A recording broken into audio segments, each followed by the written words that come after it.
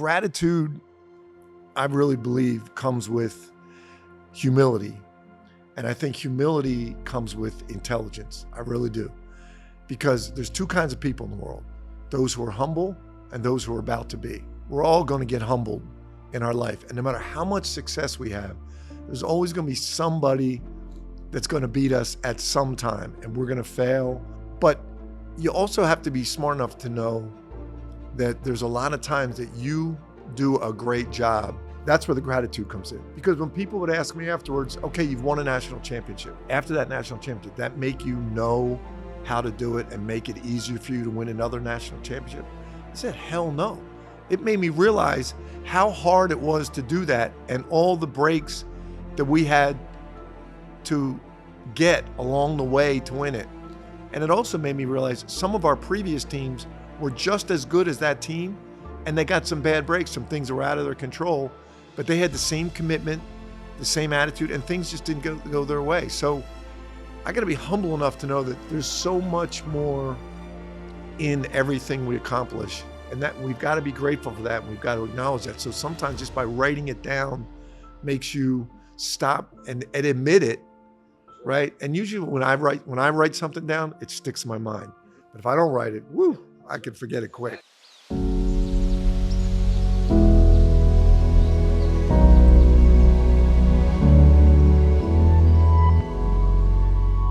Welcome back to Prevention Pioneers, the show where we rethink workplace mental health by putting prevention first. Today, we're joined by Jay Wright, legendary former head coach of Villanova basketball, two-time NCAA champion, and author of the book, Attitude. Nice promo. Appreciate that, Mike. Look at that. Like it. Jay, welcome to the show. Thanks, Mike. Good to do this with you. It's great to do it with you as well. Appreciate you taking the time out of your busy schedule. I know you're not running around the sidelines anymore. It's not as busy anymore.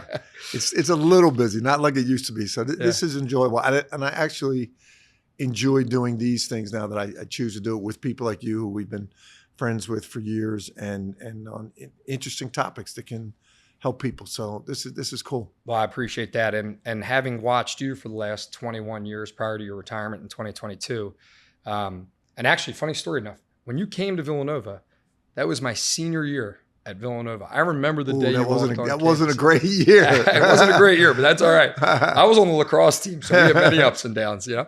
But no, I watched you for 21 years at Villanova, coach, and seeing the way you led from the sideline, but also by example, which you touch in your book so much, was a true inspiration to not only the kids that you coached, but kids in the broader university and across the country. So thank you very much for setting that example. I appreciate it. You saw the beginning, and you saw that it didn't come easy, you know, and we had failures early, and it took time to get some success. Mm-hmm. But there was great energy expended by those guys in the early years that were actually building a foundation for everything that happened later. And you never want to forget those guys that started it, right? And always remind the guys later that they built it. So you were part of that, man. Yeah. Your senior year, you stuck with us as a student in the stands when we weren't that good.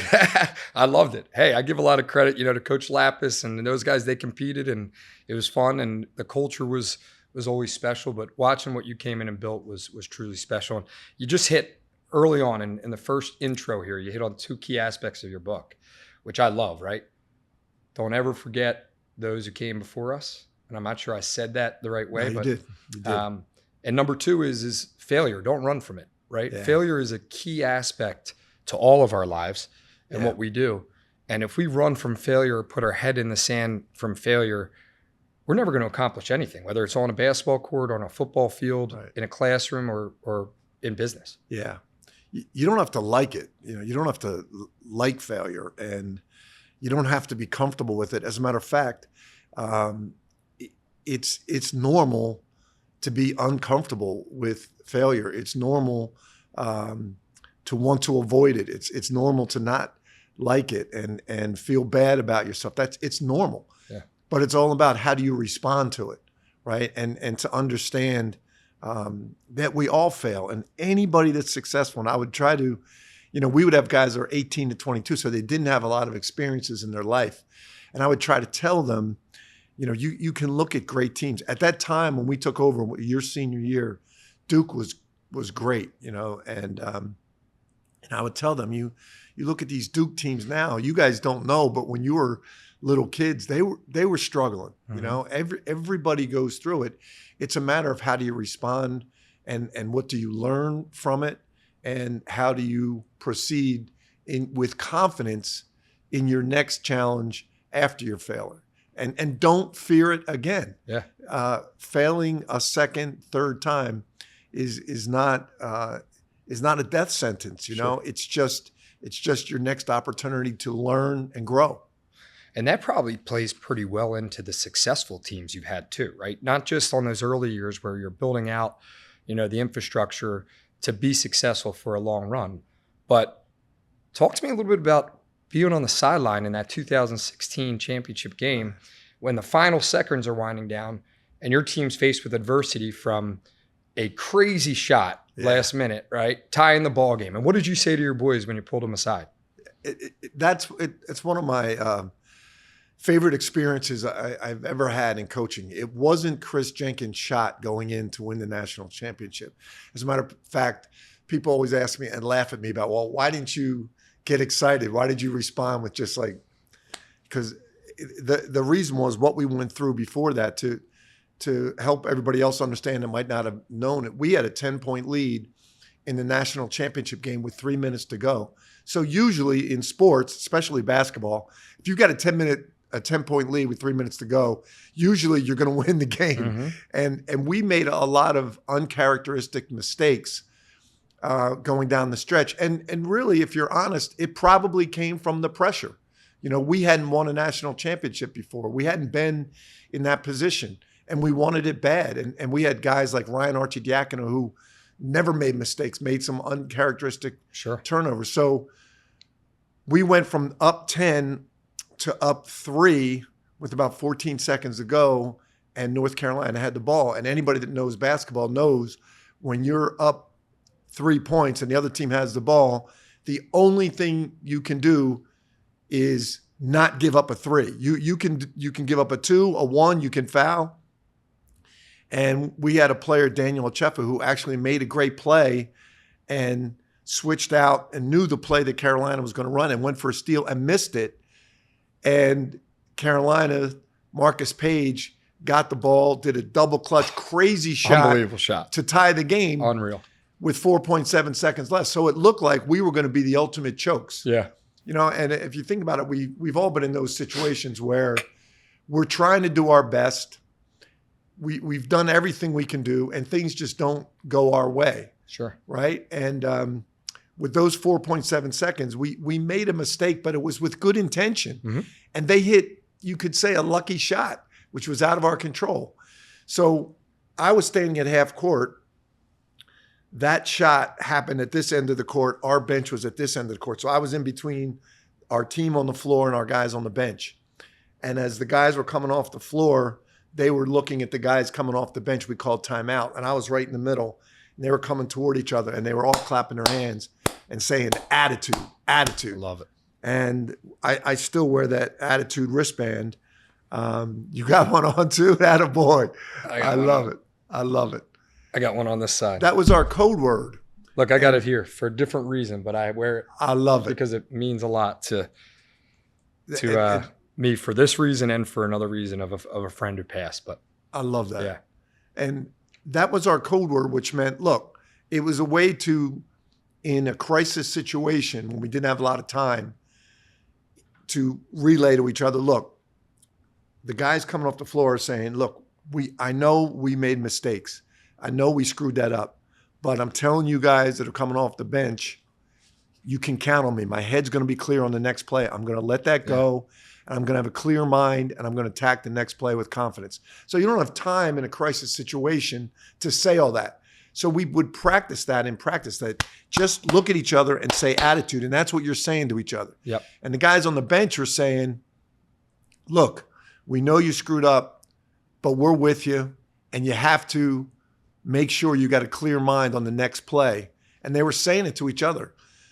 So as a coach, and I can still get emotional thinking about this. As a coach, I'm thinking to myself, there's 80,000 people in this arena. There's millions watching on TV. We are about to be maybe the biggest chokes in college basketball history. We're blowing a 10-point lead, and we just let them tie it with 4.7 seconds. And with all that going on, these guys are saying to each other, attitude, which means us, look, I understand I made a mistake. I'm going to have a clear mind on the next play. What I control coming out of this huddle is my positive attitude. That's all I control, not whether we make this shot or not. So I said to myself, and I'm watching this happen as they come together, if these guys get this in this situation, and we talk about it in life too, that the greatest characteristic you can have is a positive attitude, and you control that. You don't control how tall you are, how smart you are, how good looking you are, how articulate you are.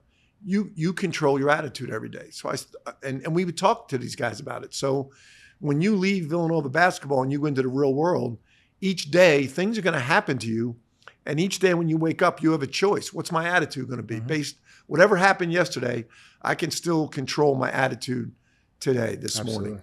And I'm saying to myself, if they get this now in front of all these people, they got it for life. Yep. They're going to use it for the rest of life. So I was saying, I'm good. That's great. Whether we win this or not, game or not, if they have this, I'm good. That's awesome. And I knew going into the huddle, I don't know if we're going to make this shot. And this is where in business this kind of relates. I don't know if we're going to make this shot. But we're not going to come out of this huddle afraid to fail. We're going to come out with a clear mind, because that's what the attitude means. Like, I'm past that mistake. I'm not going to think about it on the next play. I'm going to attack the next play with confidence and a clear mind and a positive attitude. So I thought to myself, we're going to execute this play. Whether the shot goes in or not, that's God's will. Like, that's why we executed it perfectly. But when the shot went in, I just went like, oh my God. Oh, and you got Hagues on the bench. Yeah. So, Father Rob Hagen. There's a little extra spiritual help we get. I just put my hands up like, God chose for us to win this. But you had already won. In my mind. Yeah. And if we had lost that game, I already knew in the locker room, I was going to say, yo, we're good. Yeah. We're good for life. Yeah. Because what we control is our effort and our attitude. We gave great effort. We had a great attitude.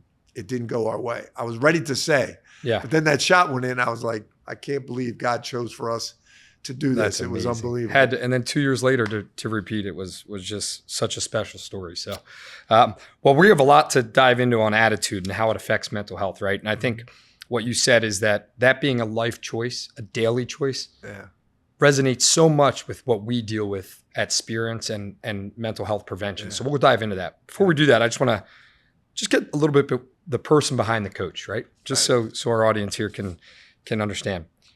So before we dive into leadership and performance, what does life look like for you since stepping away from coaching in Villanova 2022? It's totally different. All you guys here with your great company, everyone's grinding right now, working and trying to do the best you can for everybody and create this great mental health experience to strengthen people's will, and their mindset and their approach to mental health. You're grinding. Right now, I'm at a point where I've retired from coaching, that competitiveness. I did TV for CBS and TNT for 3 years, and I loved it. But I had the same competitiveness. I was grinding the same way. and after 3 years, I just said to myself, what are you doing? You're attacking this the same way you attacked coaching. Now, it wasn't all year long, but it was what I wanted to get away from. I wanted to get to a point in my life where I wasn't doing things for work. Like, we all spend time with people that we have to, that are transactional experiences because it's work, right? And we've got things we got to accomplish. And I wanted to spend the rest of my life with authentic relationships. Like, I don't do a lot of these. I know you. I know your family. I love your family. Like, I enjoy doing this with someone that I know and that I care about my relationship with them. So that's really what I'm doing. I'm spending time with former players. I'm assistant to our president Father Peter Donahue at Villanova, I get to do a lot of things with our alumni and some decision making at Villanova within the athletic department with people that I care That's about. special. That's neat. I was doing CBS. I was in New York City doing studio.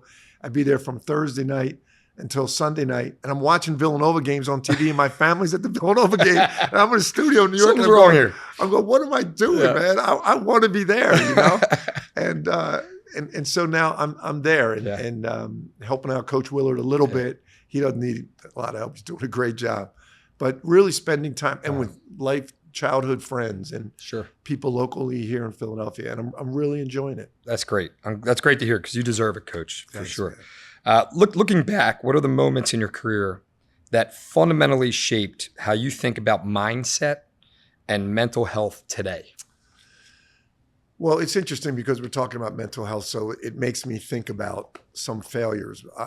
I remember really clearly when I took over the job at Hofstra University as the head coach, my first head coaching job, and we were not a good team. But I was a young head coach, and I wanted to be successful, and I worked for Rolly Massimino, and I tried to do everything like Rolly Massimino because that's what I knew, and he was my idol, and it worked for him. Yeah. And he was out of coaching that year, and I remember he came to watch us play one time, and my assistant Brett Gunning and we were terrible, and we lost to Dartmouth, and Brett Gunning was driving him to the airport. And he dropped him off. And when Brett came back, I said, well, what did Coach say? What did Coach say about our team? He said, Coach said, does he know what he's doing? And I realized I was trying to do everything like him. Yeah. I was trying to be him. And I wasn't him. I couldn't be him. And I started to think about failure. I started to think about, we had 3 years there that we didn't win our first 3 years. I started to think about, all right, if we're going to go down, like if I'm going to lose this job because we're not winning, am I going to be able to look myself in the mirror that I did it my way and the way that I believe in it, or am I going to go down trying to be Rolly Massimino, which I'm not? And I realized in our first couple years, we just didn't have good enough players yet. We only had one recruiting class. They were young, but everybody was doing everything I asked them to do, and they were giving great effort. And I was thinking to myself, like, we shouldn't all be miserable. All we can control here is our effort. And I didn't have this whole attitude thing down yet. Mm-hmm. This is where I developed it. And I started thinking, like, everybody's doing everything they can do. They're just young, and we're just not good enough yet. Why should we be miserable just because we're losing and everyone says we stink? We don't. We're on the path to trying to be great. And I heard this song by Louis Armstrong. It's a Wonderful World. And I was thinking, they thought I was nuts. We had lost like 5 in a row. I came in the locker room. I'm like, all right, everybody sit down. We're gonna listen to this song. It's not that bad, man. It's a wonderful world. Yeah. We're all giving our best effort, and we're gonna try to evaluate ourselves not on what the score of the game is, but are we giving our best effort? Yeah. And we're going to feel good about it if we are.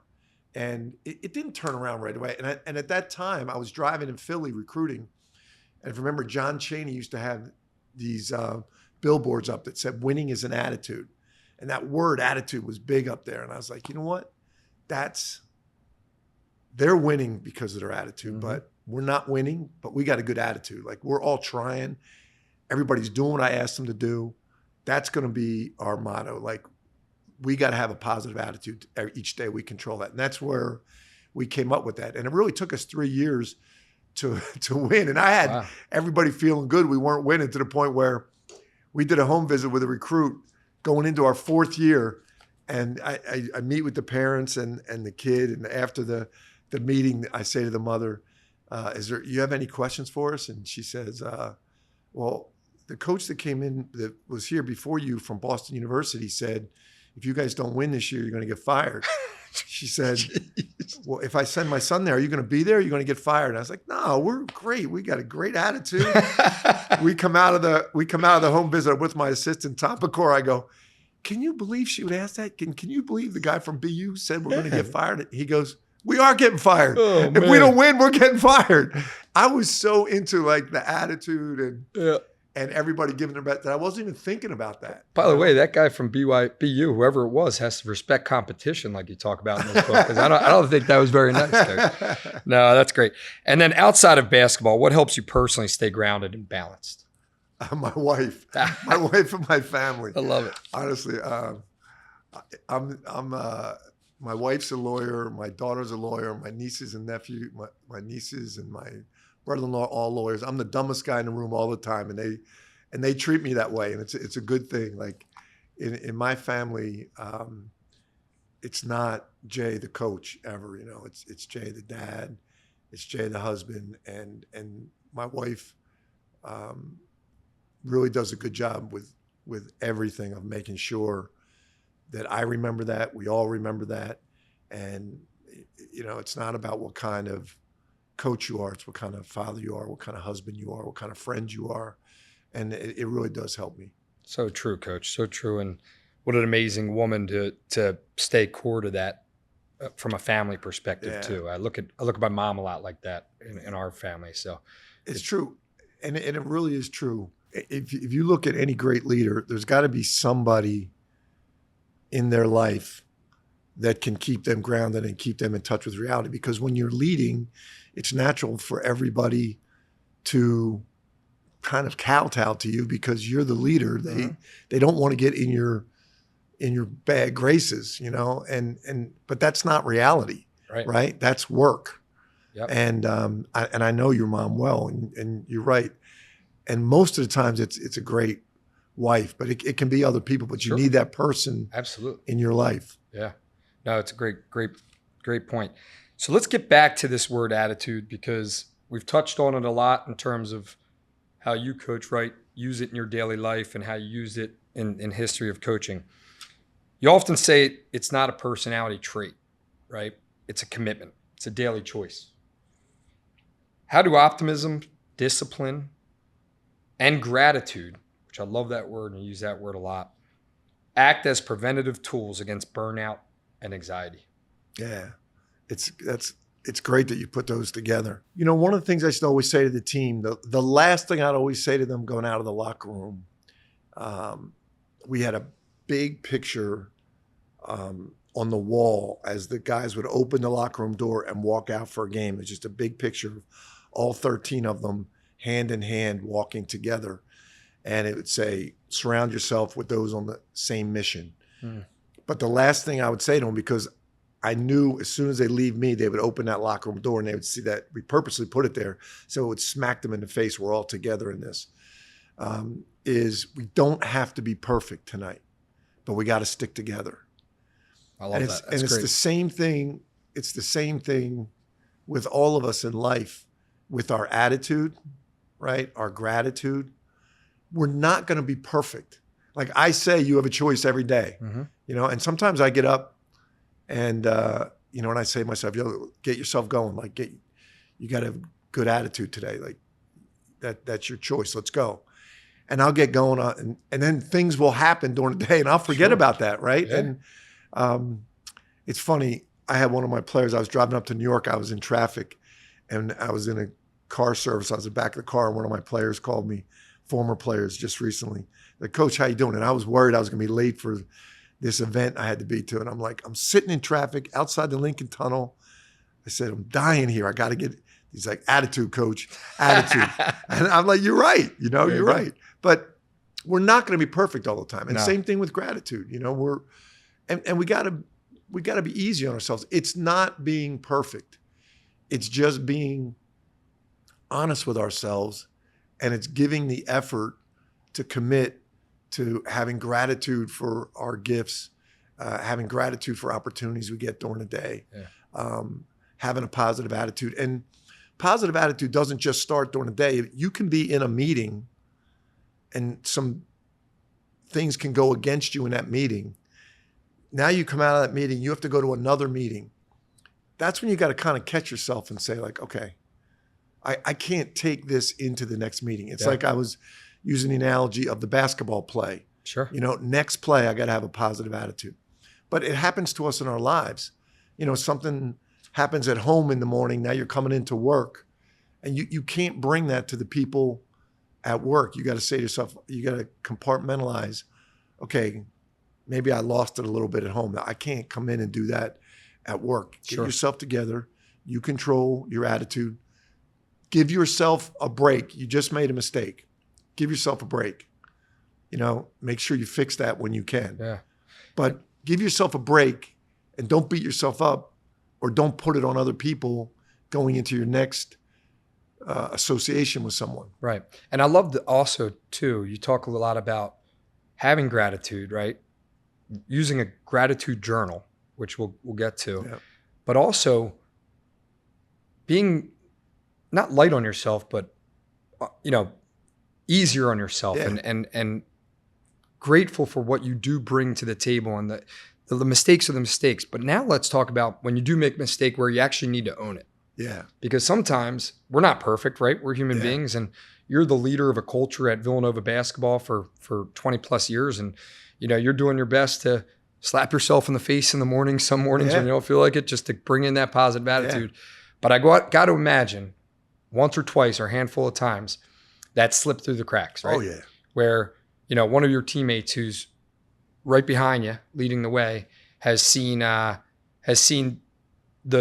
breakdown. Yeah. Right. How do we as leaders, how do we as human beings own that and get ahead of it?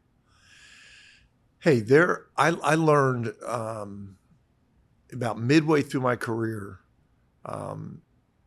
after a game, I went into we lost a close game. I went into a locker room. We gave up a offensive rebound, and I yelled at one of our players for not boxing out and giving up the offensive rebound.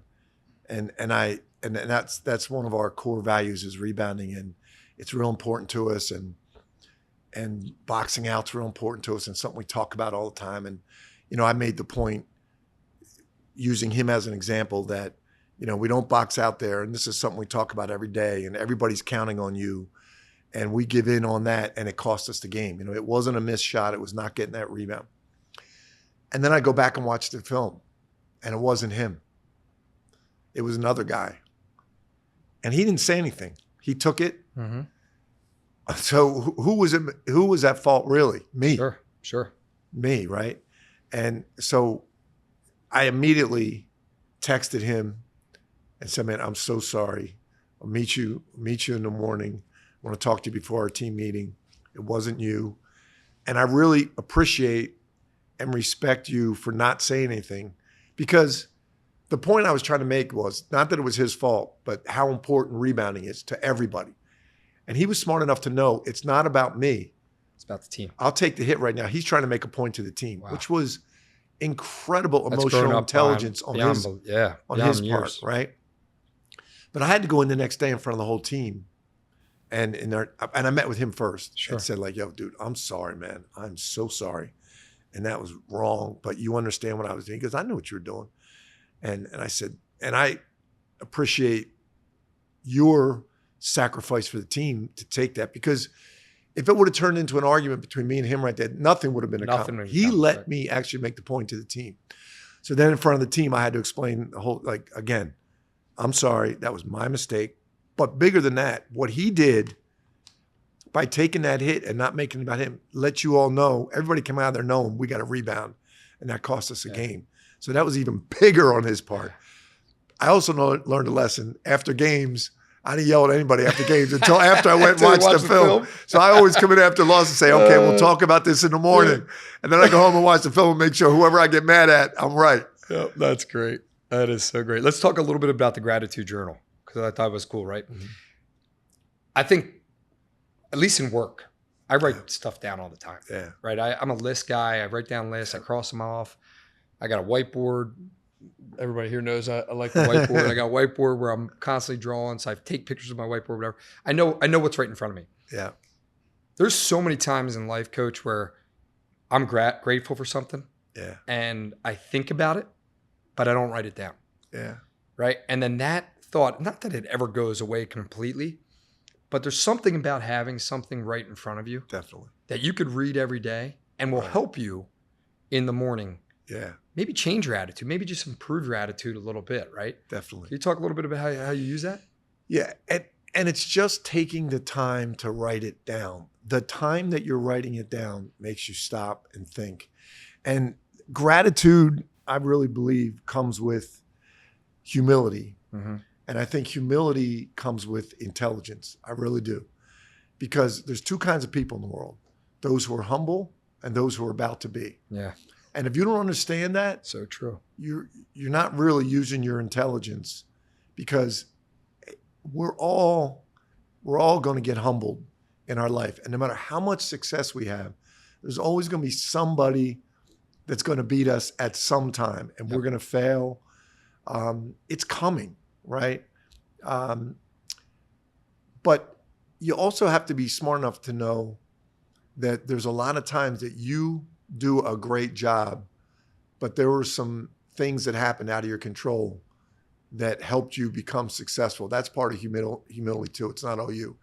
I remember that's where the gratitude comes in. Mm-hmm. Like you gotta write down, like, national championship game 2016. Number one, God chose for Chris Jenkins' shot to go in. There were 2 plays before that. Our last 4 points before that shot were all foul shots where we got a call. I'm not saying it was a bad call against Carolina, but we got the call. Mm-hmm. Everybody complains when there's a call made against them and you lose again, but no one says when you got a call. Yeah. Right? Just stop and think about that. Sure. Because when people would ask me afterwards, okay, you've won a national championship. After that national championship, did that make you know how to do it and make it easier for you to win another national championship? I said, hell no. It made me realize how hard it was to do that and all the breaks that we had to get along the way to win it. And it also made me realize some of our previous teams were just as good as that team, and they got some bad breaks, some things that were out of their control, but they had the same commitment, the same attitude, and things just didn't go their way. So I got to be humble enough to know that things happen to go my way, and there are other coaches and other teams that did some things just as well as we did and maybe didn't get a break or two. Yeah. You got to be grateful to know you never do it alone. Yeah. And you got to take the time to see, I get credit for being the coach of the national championship team. I had Ryan Archidiakono as our point guard, who was one of the smartest, toughest, unselfish leaders we've ever had. And then we won in 2018. I had Jalen Brunson as the leader, and Ryan Archidiakono taught him as much as I did, and so did his father. And I'm grateful for Ryan Archidiakono, and I'm grateful for Jalen Brunson, and I'm grateful for all those guys on the team that allow them play their role.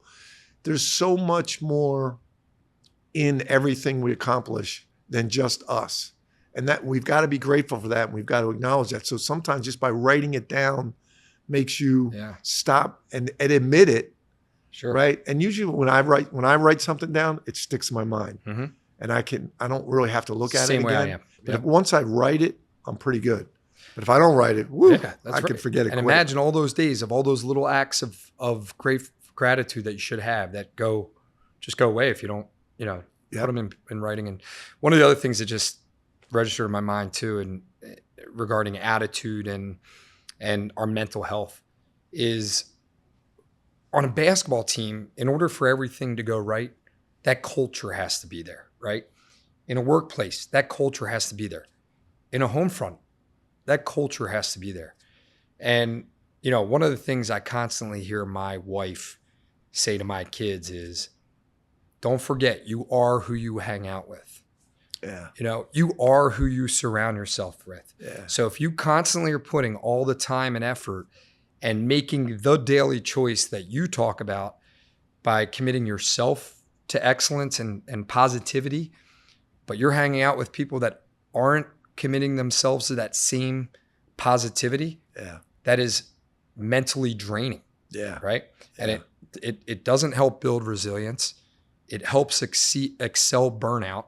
Definitely. So many things that go into not only you making that daily choice of what you want to be in your head between these 2 years, but also what are you going to let influence you? right? 100%. And you touch on that in your book a little bit. 100%.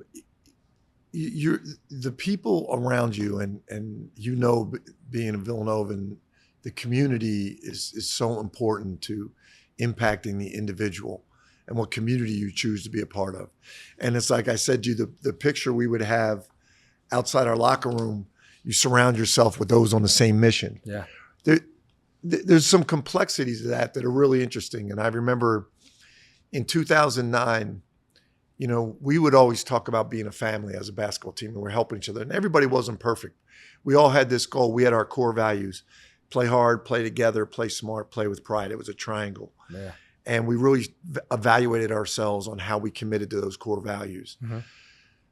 And we would help each other because everybody wasn't perfect committing to those core values. And when someone was straying away from our core values, we would count on each other to pull them back in. As coaches, we would really spend time with the guys that were struggling with being unselfish and playing together more than the guys that weren't. Yeah. So we would talk about that as a team we all have to help the guys that are struggling. But to your point, I remember in 2009, there was one guy that was struggling so much, he was stressing out everyone else around him who was spending so much time trying to help him. It was stressing them. And it comes to a point, like if one person is such a weight on everybody else, you got to make a move. You got to try to help that person, but they can't be a part of the team. You can't. You have to have a balance that you want to help everybody become the best they can be and give of yourself. But as the leader, you got to look, if that person is sucking from everyone else's energy so much, you're going to burn out everybody else on that role, and they're not going to be their best. You got to make difficult decisions sometimes, for sure. And hopefully in the right for that person too. But exactly. Right. And sometimes a change for that person is what's best. Yeah. And in 2009, we made that change early in the season. Yeah. And it's amazing. We made it to our first Final Four that year, as not Villanova's first Final Four, our staff. Yeah. But I really think it kind of took, the guy wasn't a bad guy, but we had such good guys. They were trying to help him so much. It was affecting them. Yeah. And it really took stress off everybody. And then everybody was helping each other on a good balance, right? And becoming the best they could be. Yeah, no, that's very valuable. I think a lot of times when two folks like us sit up here and talk about positive attitude and, all the various different things that we're talking about that affect mental health, I think the belief is well, if you're going to have a positive attitude all the time, then you can't make difficult decisions, and you can't be a good leader because you're always going to be this happy-go-lucky, positive person Exactly. But the reality is there is that balance. There is that balance of being positive, having a good positive attitude, but having the ability to sit back and see how different situations are influenced by one person or a group of people and making a difficult decision sometimes. Definitely. Yeah. You've got the community, as we always talk about at Villanova, and the Augustinian values are big on community. The community is so powerful, and being a part of something bigger than yourself and not evaluating yourself on your own personal accomplishments, but how your actions inspire others. Yep. And realizing that all your actions impact others. And it's not about you, right? It's about all of us. Everything's bigger than us. Our life's not about us. It's about how we impact others, right? How we live for others. But the person that's in charge of all that has got to make sure you're creating an environment where everyone's free to do that and not worn down by maybe one individual or a poor environment that doesn't allow them to do that and have the trust that everyone's going to care for each other. Absolutely. Absolutely. So the last thing, Coach, I want to talk about is preparation. I think that word can mean so many different things. And I could give you my own life experiences, which I'm willing to share, in public forum, where my lack of preparation has led to such high anxiety. I mean, extreme anxiety, right? I get it. And other times when I'm super prepared, I'm calm as can be. cool as a cucumber, clear-minded, right? Yeah. Open-minded, ready to make a big decision at work or make a big play on the lacrosse field, whatever it may have been in my life. I remember I was going to a healthcare conference years ago, and I was a guest speaker on mental health. And I had, the night before, taken my family to a World Series baseball game, had a couple beers and barely prepared for the conference, right? And I guess I did okay there, but I remember sitting on that stage feeling so anxious about sitting on a round table discussion with people that I've spoken to thousands of times, in front of a couple hundred people who I've spoken in front of thousands of times, right? And almost locking up, right? Because I wasn't prepared. Yeah. So let's bring that word back into, so attitude is the way you almost mentally prepare yourself to be prepared. Yeah. To have an outcome, right? Yeah. So exactly. So how do they all work together? It's interesting. I could talk about this for hours, especially the anxiety part, because I didn't learn about this until I was anxious too, but it was never defined to me. So I didn't know. But one of the things I learned about anxiety was to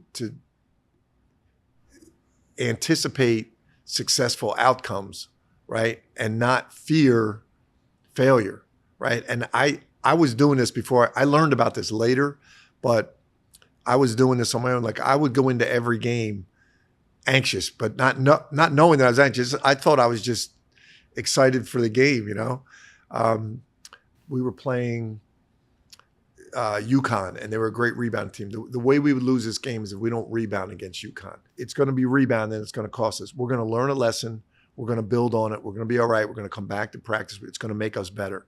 So can I deal with the worst outcome, which would be losing this game? Yeah, I got a plan for that. So if I got a plan for that, the worst outcome, then let's go. Let's let it rip, and don't fear the failure, because I got a plan for the failure. That's how I handled it. Yeah. I don't know if that's a good thing or not psychologically, but I think it's pretty wise advice. I always thought about that in high tension situations. Like you said, in speaking, same thing. I never feared failure. Like I made sure when I spoke, I was going to speak about things that I was comfortable with. Like if you ask me a question that I know that I don't know the answer to, I'll talk to you about something I know about. I'm not going to say, I'm not going to sit here and try to talk about something I don't know anything about. And I think that's important when you're in stressful situations. Rely on what you're comfortable with. We had a saying, and it was we didn't have a lot of things up on the wall of practice, but ours was, we practice to create habits. They're going to make us successful in the most difficult situations. Because when you're under stress, you're going to rely on your habits. Mm-hmm. You're going to rely on your core values. It's just, you don't have time to think. It's just going to come out. Your habits are going to come out. So everything we did in practice was, is this going to be successful on the road at UConn, the refs against us, the crowd against us? What we're doing right here in practice, will that work in that situation? Right. If we're at home against a mid-major team, it might work, but it's not working on the road. So don't practice what's going to be easy. Practice what's going to be difficult, the most difficult situations, and make that your habit. So when you go in with just what you're talking about, a confidence that we're prepared for this. We practice for this. And I felt like our teams embraced those situations all the time, because you get into a real difficult situation, crowd would be against you. And we would say, this is what we prepared for. And they were comfortable. Like, this is why we practice the way we practice every day. Sure. We practice end of game situations, foul shots every day, pressure on you. So I think you're really onto something when you say, if you're prepared, you got to say to yourself, look, I did everything I can do to be ready for this. Whatever the outcome is, I'm going to deal with. And I'm going to have a positive attitude afterwards. I'm going to learn. I'm either going to learn from the failure, or I'm going to be humble and hungry with the success. Yep. So I know how I'm going to control the outcome. So when I do it, let's go let it rip, free mind. Yeah, no, that's great. amazing feedback. And I think that's, useful information for people that not only live in high performance jobs, but people who just daily life, right? Yeah. Just ways to approach daily life. And somehow, and I know you guys do this in your business, it's really important. Somehow, and I wish I would have learned this earlier, anxiety is normal. Yeah. Like you just have to know. You have to know what it is. You just have to recognize it and say. We didn't know about it when we No, were no, young. I didn't know about it when I was coaching. Yeah, I didn't know about it till later. So I Yeah. started talking about mental health with Yeah. people, and it's normal. And I'm in it. Yeah. Okay, admit it, recognize it, and then go about doing what you got to do. It's normal. Sure. It's not going to hurt you. Right. Right. Right. And I think it's good what you guys do and prepare people for that. I think it helps. I wish I would have known it, Yeah. earlier in my career. Look, I mean, you were preparing people for that in a different way. And I didn't even know it. You didn't even know it. Yeah. But that's a building block on to 5-10 years from now when we're talking about what mental health prevention really looks like. Yeah. Like today, it looks like it does, for example, of what we're offering at Spirence Wellness. But it didn't look like that 5 years ago, 10 years ago, no way. right? What's No way. that going to look like in 5 years, 10 years from Agreed. now? And you were a building block on that, maybe in your small little channel way as it relates to, college athletes and those who surrounded the college athletes. But that's instrumental for high performing young adults that can be leveraged. Definitely. You know? I think what you're doing is really important, and to be able to talk about it, share ideas about it. Yeah. I learned this late in my career. I had a player that I don't want to say his name, that was a great player. No one would ever believe this, had anxiety problems. And we talked about it. And one of the things he would do before the game would start, when both teams are on the court and you're waiting for the TV to come on and the music's playing and everyone's waiting for the TV to say, okay, start the game. Yes. And it's like intense and the crowd's chanting and he would get real anxious at that point. And he was taught, go get a drink of water, concentrate on the water. It take your mind off the anxiety. So he would come over the bench and ask for a water bottle. And I knew him asking for a water bottle. I'm like, this dude's struggling. Coping mechanism. He's struggling right now, but he's coping with it and he's handling it. But if I wouldn't have known that, I wouldn't know to keep my eye on him, see how he's doing. Like I would check with him when he come out the first time out, you good? Yeah. And he's like, I'm good. Yeah. And one time he wasn't good, and we took care of it.